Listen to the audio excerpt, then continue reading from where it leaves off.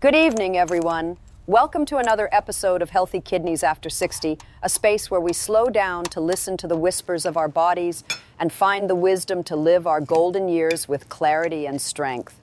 I am your host, Jane Pauley. Today, we are touching on a topic that sits right at the center of our dinner tables, the fish we eat. We have always been told that fish is the ultimate health food, the clean protein, the brain's best friend. But what if some of those choices are quietly accelerating the very things we fear most: memory loss, joint pain, and fatigue? To help us navigate these waters, I am deeply honored to welcome a man who has spent decades at the forefront of medical journalism and neurosurgery. A voice of reason and compassion in American medicine, Dr. Sanjay Gupta. Dr. Gupta, thank you for being here with us. Thank you, Jane. It is a privilege to be here. You know, in my many years of practicing medicine and speaking with thousands of patients across this country, I have seen a recurring theme. People over 60 are often doing all the right things, or so they think, yet they feel their vitality slipping away. They feel a bit more forgetful, a bit more achy, and they assume it is just the inevitable tax of time. But often, it is not just age, it is what we are putting into our systems. I'm very much looking forward to sharing these stories and some vital truths today, because truly, it is never too late to make a change that your future self will thank you for. Dr. Gupta, I want to start with a scene that I think many of our listeners can relate to.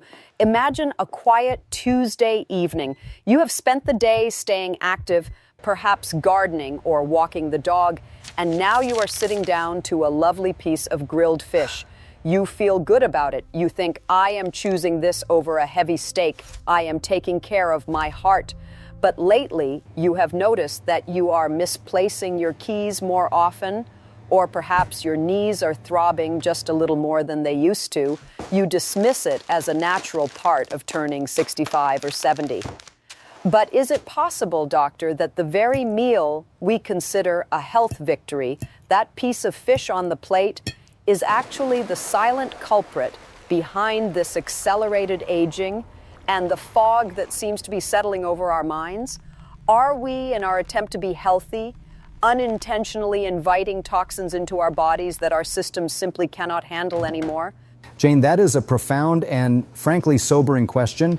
It strikes at the heart of a major misconception in nutrition for those of us over 60. We tend to view food as a static category: fish is good, red meat is bad. But the reality is far more nuanced, especially as our biology shifts. When we cross that 60-year milestone, our bodies are no longer the efficient machines they were at 20 or 30. Our liver and kidneys, the primary filtration systems of the body, begin to slow down. The process of detoxification becomes more labored. So when we eat certain types of fish that are high in heavy metals like mercury, those toxins stay in our system much longer. They don't just pass through, they begin to accumulate. They have a particular affinity for fatty tissues, and the hungriest organ for fat in your body is your brain. When mercury and other pollutants cross the blood-brain barrier, they don't cause a sudden, dramatic illness. Instead, they cause a slow, creeping erosion of function. It shows up as that brain fog you mentioned, a slight tremor in the hands, or a persistent inflammation in the joints that no amount of ibuprofen seems to fix. That is a terrifying thought, that the damage is invisible and creeping. It makes me wonder about the guidance we have been given for years.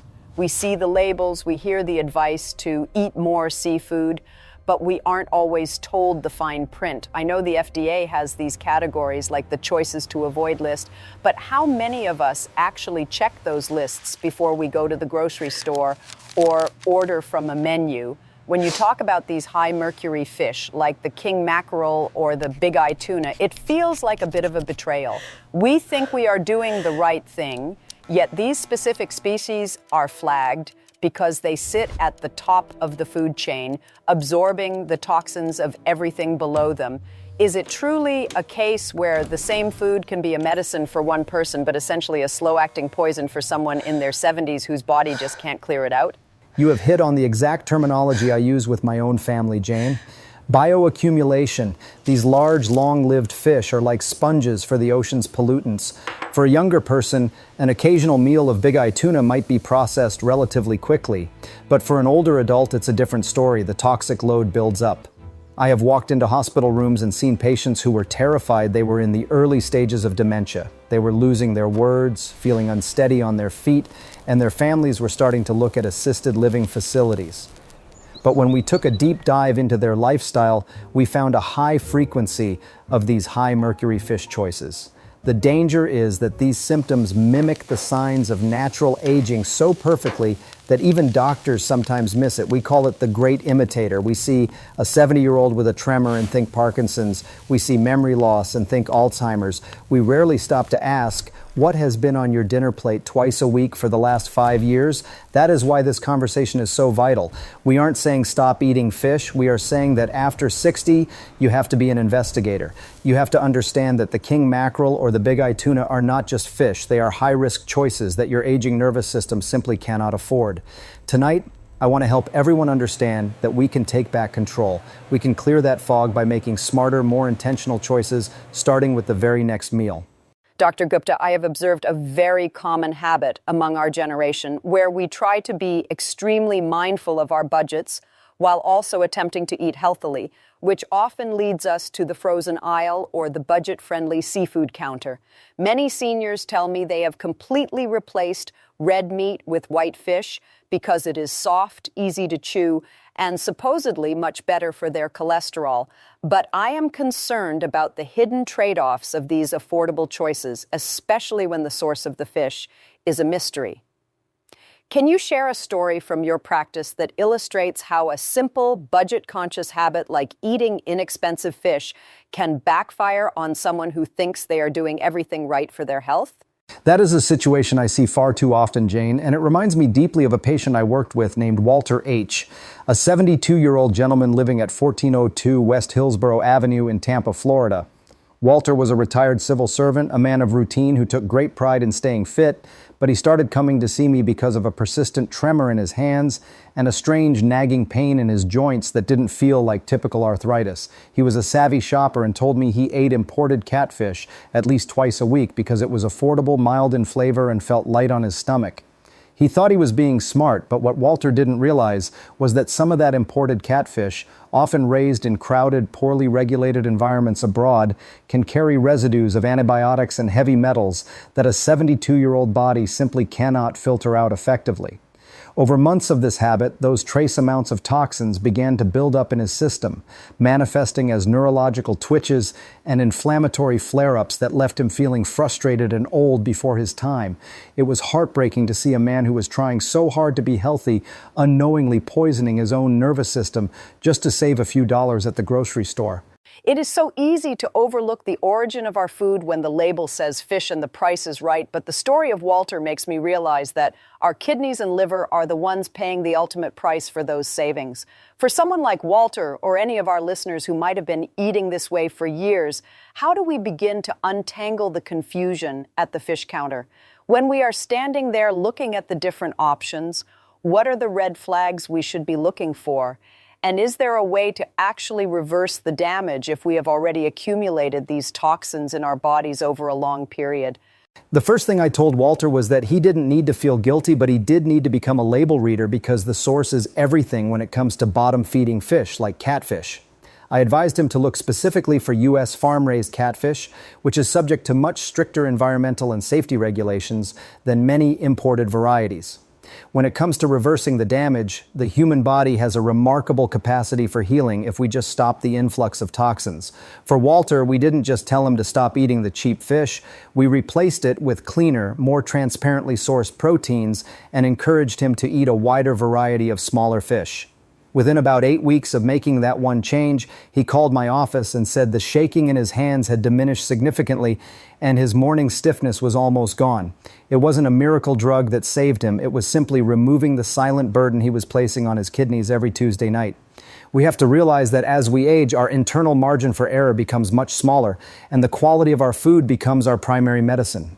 That brings such a sense of relief, knowing that even after years of a bad habit, the body can still find its way back to balance if we make better choices. It seems the key is moving away from the mass-produced, mystery-sourced options and towards something more predictable.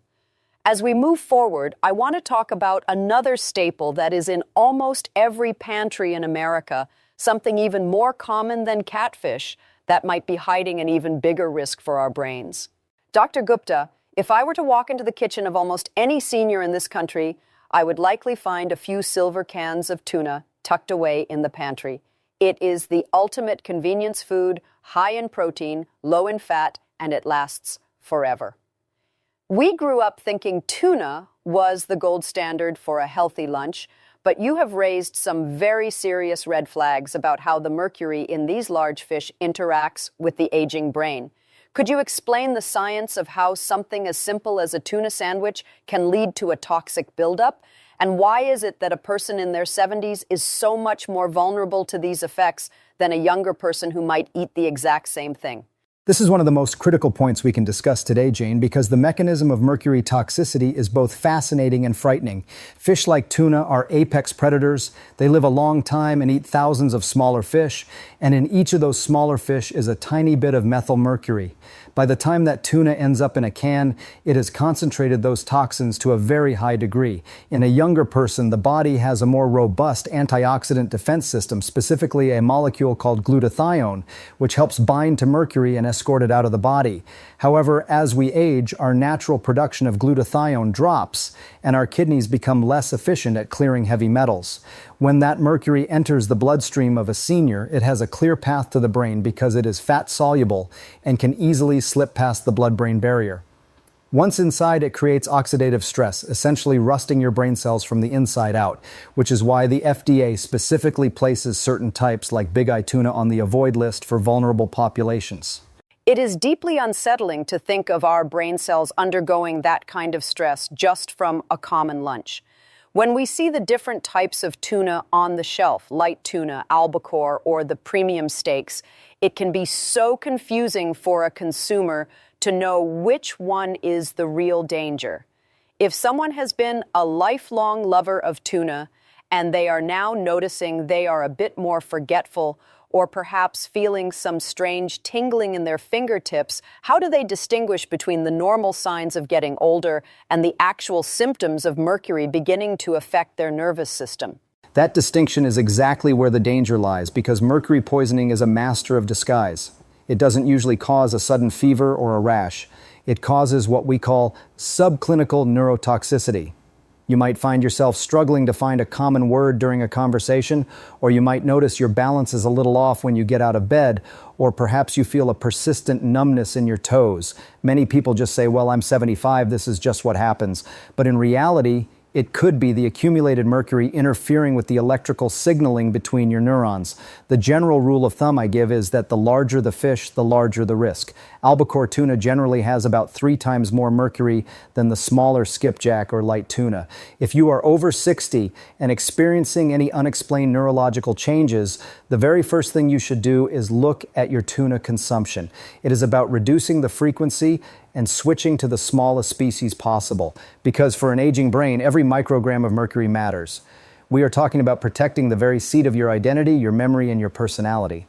Dr. Gupta, the fear of losing one's mind, of Alzheimer's or dementia, is perhaps the greatest shadow that hangs over the lives of people as they age. It is a terrifying prospect to feel your memories slipping away and your independence dissolving. I know you have seen patients who were convinced they were descending into that dark tunnel, only to find out there was a completely different and, more importantly, treatable cause.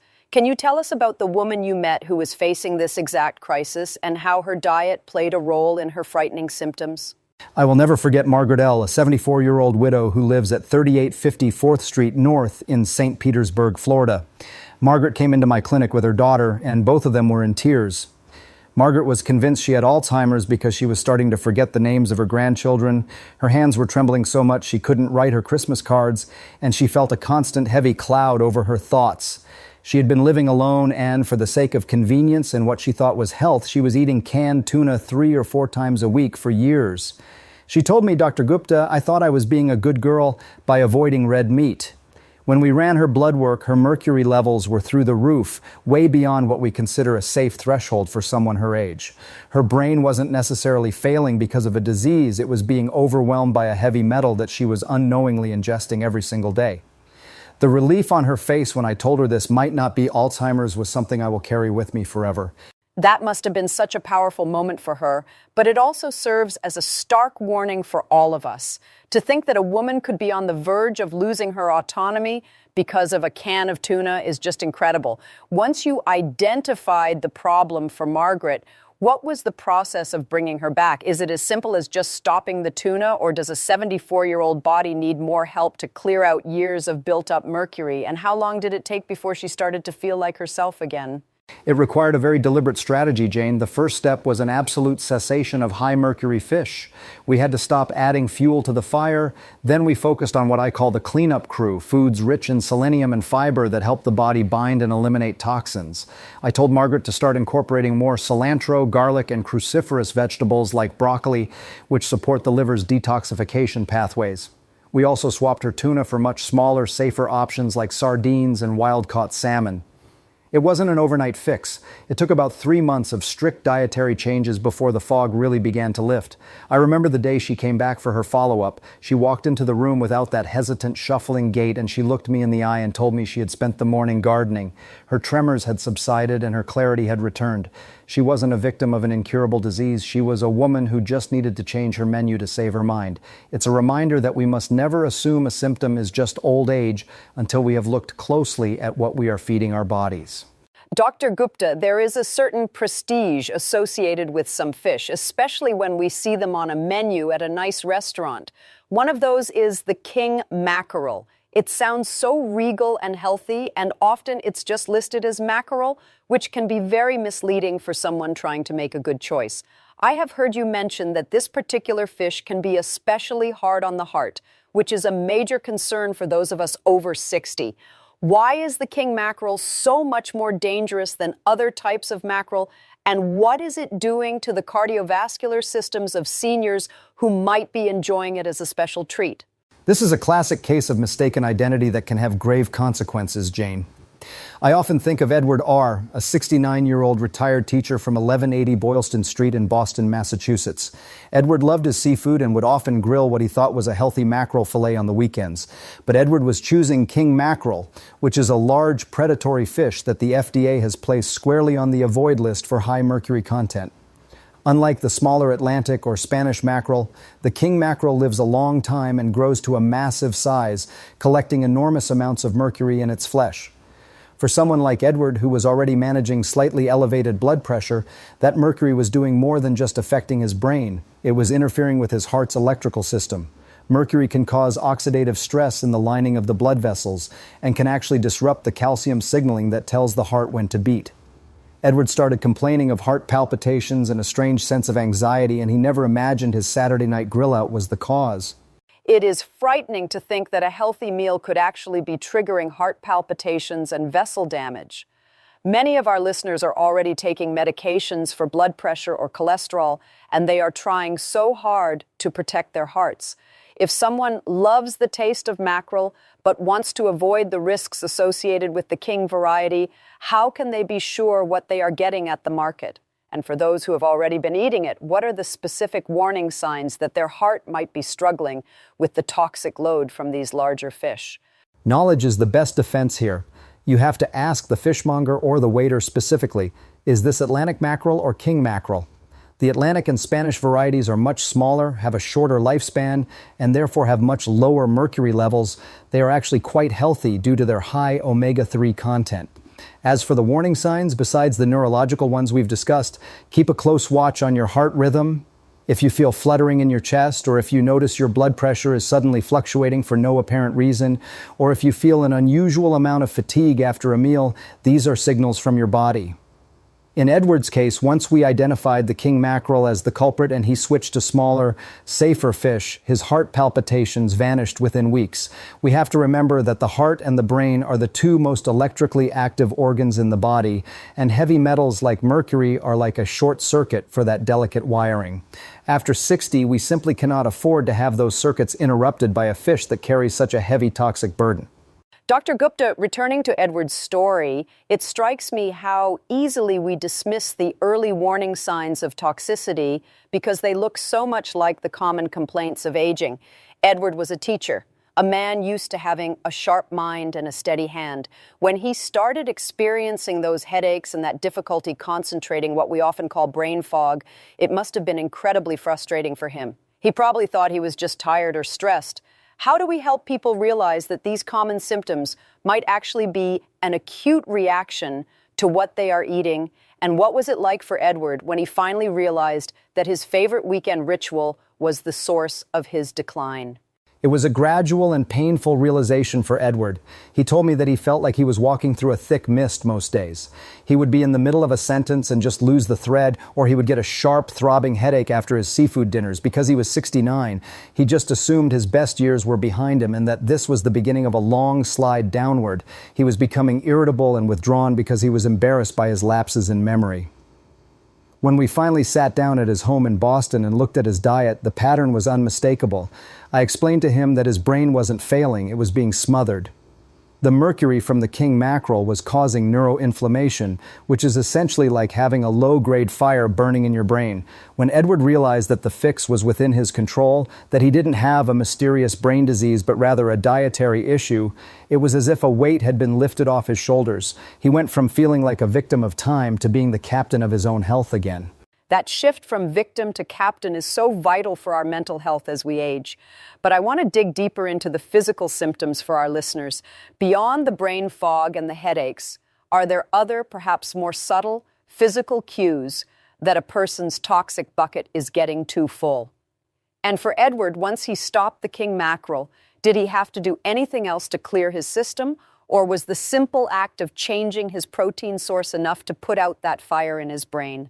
There are definitely other cues. Many people report a metallic taste in their mouth, or a strange sensitivity to light and sound, or even a change in their mood, like sudden bouts of depression or anxiety that feel out of character.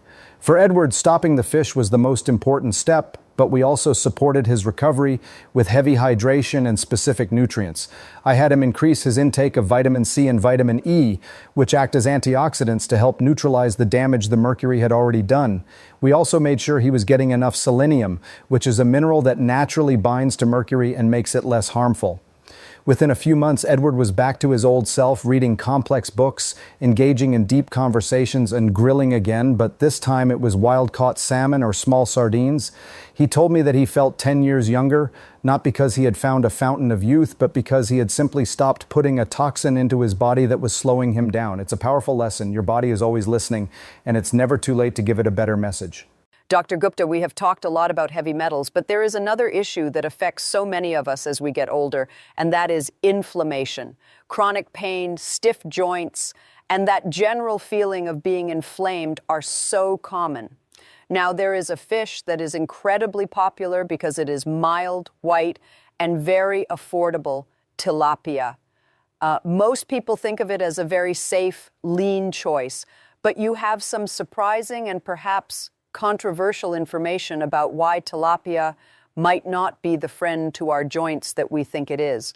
Why is this specific fish a concern for someone who is already struggling with the aches and pains of being over 60? This is a point of confusion for many, Jane. The issue with tilapia, especially the farm-raised variety that dominates our grocery stores, isn't mercury, it's the balance of fatty acids. You see, we are told to eat fish for the omega-3s, which are highly anti-inflammatory and great for the heart and brain. However, farm-raised tilapia is often fed a diet of corn and soy, which leads to a very high concentration of omega-6 fatty acids. While we need some omega-6, an excess of it can actually promote inflammation in the body. For a 20-year-old, this might not be a big deal, but for someone over 60 who is already dealing with osteoarthritis or cardiovascular inflammation, eating a fish that is high in omega-6 and very low in omega-3 is like throwing gasoline on a smoldering fire. There was a study from Wake Forest University that pointed out this unfavorable fatty acid profile in tilapia, suggesting that for patients looking to control inflammation, it might actually be one of the worst choices you could make at the fish counter. That is a total reversal of what most people believe. We see a clean white fillet and think it's pure health, but you're saying it could be making our joint pain worse. If someone has been relying on tilapia because it's easy to prepare and budget friendly, and they are noticing their arthritis is flaring up, what should they be looking for instead? Is there a similar mild white fish that offers the benefits of omega-3s without the inflammatory risks of the omega-6s found in tilapia? Absolutely, and this is where we can find some really great alternatives. If you like that mild white fish texture, I always recommend Pacific cod. It is a much cleaner fish with a far better nutrient profile. Another great option is rainbow trout, which is often farm-raised, but in a way that typically preserves a much better balance of healthy fats. The goal for anyone over 60 should be to lower the overall inflammatory load on the body. When you swap tilapia for something like wild-caught Alaskan salmon or even a high-quality cod, you are moving from a food that potentially triggers pain to a food that actively helps soothe it. It's not about giving up the pleasure of a fish dinner. It's about making sure that dinner isn't contributing to the stiffness you feel when you try to get out of a chair the next morning. We want our food to be an ally in our mobility, not an obstacle. Dr. Gupta, it is so encouraging to hear that simple swaps can make such a difference. I know you have a story about a woman who was struggling with these very issues, fatigue and joint pain, and she was convinced it was just her age and the weather. But by changing just one thing in her diet, she saw a transformation that gave her back her quality of life. Tell us about her journey and what it teaches us about the power of these small daily decisions. Ruth P. is a wonderful 73-year-old woman I met in Raleigh, North Carolina, living on Hillsborough Street. Ruth was a very active grandmother, but she started feeling a profound sense of exhaustion that she couldn't explain. Her knees and hips were aching so much that she had to stop her daily walks, and she was beginning to feel a bit depressed about it. She told me, Dr. Gupta, I guess this is just what 73 feels like. When we looked at her diet, she was eating a lot of tilapia because she had read it was a healthy, low-fat protein. She was trying so hard to stay slim and healthy, but she was unknowingly fueling her own inflammation. I suggested a very simple experiment. I asked her to stop the tilapia entirely for 6 weeks and replace it with Pacific cod and a few servings of sardines or wild salmon each week. I told her, let's just see if we can change the chemistry of your joints from the inside out. It sounds almost too simple to be true that just changing the type of fish could alleviate years of chronic pain and fatigue. But I know that for Ruth, the results were quite dramatic. Can you describe what happened after those 6 weeks? And why do you think that one change was so effective for her specifically? And for our listeners who might be skeptical, how does this one change ripple out to affect things like cholesterol and overall energy levels? After about 2 months, Ruth came back to see me, and the change was visible before she even spoke. She walked into the exam room with a spring in her step that hadn't been there before. She told me the constant dull throb in her joints had subsided to the point where she was back to walking half a mile every morning. By replacing the pro-inflammatory omega-6s in tilapia with the anti-inflammatory omega-3s in cod and salmon, we had essentially turned down the volume on her body's pain signals. But it went beyond just pain. Her latest blood work showed a much better balance in her lipid profile, and her energy levels had soared because her body wasn't wasting all its resources fighting internal inflammation. She felt like she had regained her independence. This is what I want people to understand. You are not helpless against the calendar. Your body is a dynamic system, and even at 73, it is waiting for you to give it the right tools to heal. Ruth didn't need a miracle. She just needed to stop eating the fish that was holding her back and start eating the ones that could move her forward. Dr. Gupta, as we move toward the end of our conversation, I want to make sure our listeners have a very clear, practical guide they can take to the grocery store with them. We have talked about the 4 fish to avoid: king mackerel, big-eye tuna, certain imported catfish, and farm-raised tilapia. Now, let's talk about the heroes. You have identified 4 fish that are the true friends of the over 60 body: Pacific cod, sardines, wild Alaskan salmon, and rainbow trout. Can you explain why these 4 are so special? And more importantly, how should we be eating them to get the maximum benefit for our brains, hearts, and joints? These four are truly the powerhouses of the sea for seniors, Jane. Wild Alaskan salmon is perhaps the king of them all because it is incredibly rich in astaxanthin and omega-3s, which are like a shield for your brain cells and your arteries. Sardines are another unsung hero because they are so small and at the bottom of the food chain, they have almost zero mercury, but are packed with calcium and vitamin D, which we all need for bone health after 60. Pacific cod is the perfect clean, lean protein that won't trigger inflammation, and rainbow trout offers a wonderful, sustainable source of healthy fats. The key is consistency and preparation. I recommend aiming for 2 to 3 servings of these low-mercury fish a week, but you have to be careful not to ruin their benefits in the kitchen. If you take a beautiful piece of salmon and deep fry it in vegetable oil, you are adding back all that inflammatory omega-6 that we are trying to avoid. That is such an important reminder. The cooking method matters as much as the fish itself. For many of us, the idea of cooking fish can be intimidating, or we worry about the smell in the house. What are your favorite, healthiest ways to prepare these 4 fish so that we keep all those wonderful nutrients intact? And for someone who maybe isn't a huge fan of the strong taste of some fish, like sardines, are there ways to incorporate them into a diet that makes them more palatable while still reaping those brain-boosting rewards? I always tell my patients to keep it simple: poaching, steaming, or a light sear in a pan with a little olive oil and lemon. These methods preserve the delicate omega-3 fats that are so easily destroyed by high heat. For salmon or trout, roasting them in the oven with some fresh herbs and garlic is delicious and easy. And for those who are wary of sardines, try mashing them up with a little avocado and lemon juice on a piece of whole grain toast. The creaminess of the avocado perfectly balances the flavor, and you are getting a double dose of healthy fats. The goal is to make these fish a regular, enjoyable part of your life, not a chore. When you choose these 4, you are following the best advice from the FDA and EPA for low mercury choices, and you are giving your body the exact nutrients it needs to maintain cognitive function and cardiovascular health. It's about eating with intention, knowing that every bite is either helping you stay sharp or contributing to the fog. Dr. Gupta, this has been such an eye-opening and ultimately hopeful conversation. I think many people our age start to feel like their health is a one-way street going downhill and that they have no control over the process. But your stories of Walter, Margaret, Edward, and Ruth show us that even in our 70s, we have the power to change our trajectory. As we close today, what is the one message of hope you want to leave with our listeners who might be feeling a bit overwhelmed or scared by what they've heard? How can they look at their next meal not as a source of anxiety, but as a powerful opportunity for renewal? My deepest hope, Jane, is that everyone listening realizes that their body is an incredibly resilient and forgiving organism. It is never, ever too late to start making better choices.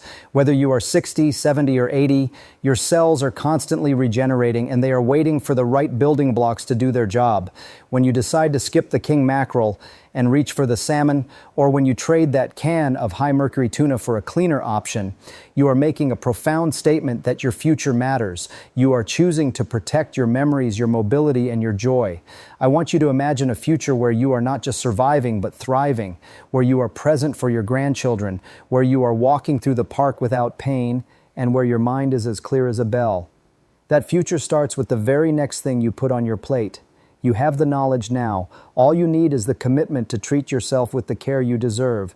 It has been an absolute honor to share this time with you, Jane. Thank you for giving a voice to these vital issues. Thank you, Dr. Gupta. Your wisdom and your compassion have given us all a lot to think about, and more importantly, a lot to act on. It is so empowering to know that we can clear the fog and soothe the pain just by being a little more mindful at the fish counter. I want to thank all of you for joining us today on Healthy Kidneys After 60. This journey of aging is one we all share, and by supporting each other with the right information, we can make these years some of the most vibrant of our lives. If you found today's episode helpful, please subscribe to our channel and share this with a friend who might need to hear it. We have so much more to explore together, and I look forward to seeing you in our next episode. Until then, eat well, stay curious, and take care of yourselves and each other. Good night. Good night, everyone, and remember, a healthier tomorrow starts with one small change today. Thank you for having me.